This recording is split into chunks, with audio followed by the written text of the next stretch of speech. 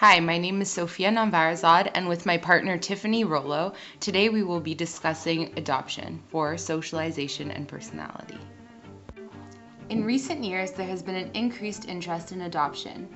Many researchers have found that adoption may affect the identity formation process. According to Kroger, over a quarter of adopted adolescents have said that adoption was a big part of how they thought about themselves. We decided to conduct an interview to gain insight on this experience, specifically the challenges of developing a sense of self as an adopted individual. We conducted an interview with Dorothea Barani. She was adopted after she had survived an earthquake. The earthquake took place in the northern part of Iran in 1968. It killed over 10,000 people and left many with no family, a demolished home, and a destroyed village.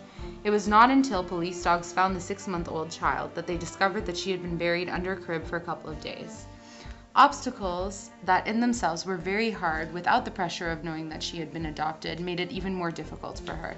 When conducting her interview, Erikson's psychological stages came to mind in respect to the challenges adopted children experience in identity formation. In Erikson's psychological theory, the first stage is where the infant is faced with trust versus mistrust crisis. During this early month, infants are naturally having the capacity to be bound in order to ensure their survival. These interactions from the parent-child bond and the foundations of the child's sense of trust, in which a child will come to view the world as a place that is reliable. However, if the crisis is not resolved, the sense of mistrust may have an effect on his or her adult life relationships, as seen in Barani's experience, when her basic needs were not met in the first few months of her birth. Although the need to attach continues for a long time, the process of separation also begins in the early years of an infant's life. In the second and third stages, the infant is focused on developing a great sense of self, control, and independence.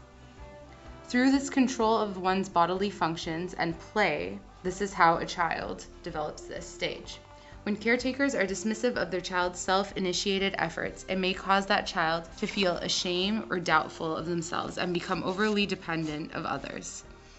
Barani describes her childhood as being normal and happy. Her adoptive parents encouraged her to explore as well as to assert their power and control over their environment through social interactions.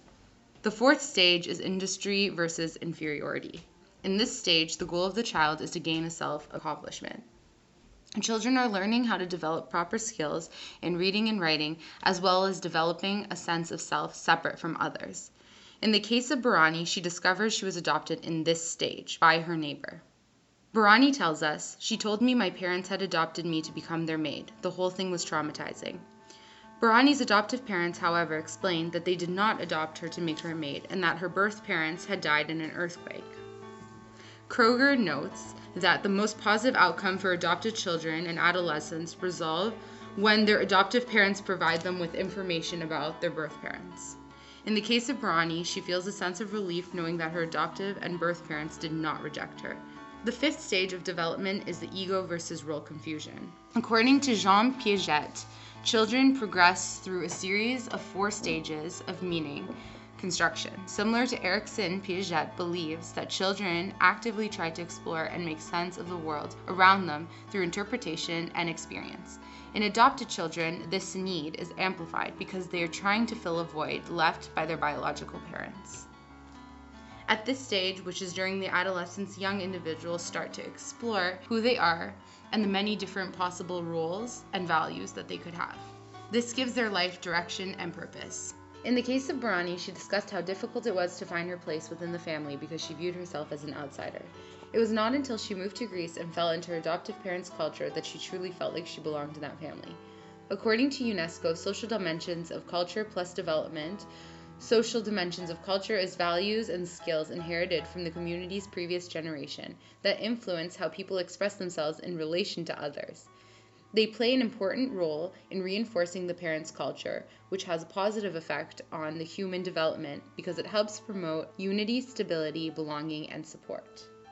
The mentality of Iran at the time, where women were considered to be second-class citizens and non-Muslim women like Barani were forced to wear the hijab and study the Quran in school, played a challenging role.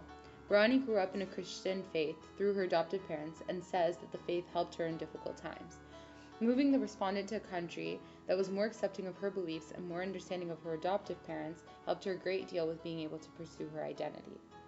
The question of importance to us as sociology students remained how she ultimately found happiness and how her sense of happiness was affected by the adoption.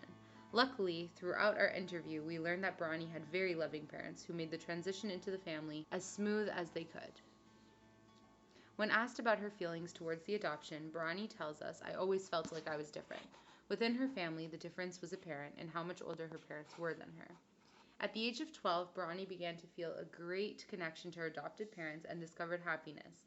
This was the time that Bronnie moved to Greece. This is interesting since it shows us that a lot of Bronnie's happiness comes from the feeling like she belonged and understood her adopted family by living in the country that they originally came from. The culture of her adopted family brings her happiness, almost like she's a real biological part of the family. When asked what brings Bronnie the most happiness now, she tells us, "My daughter."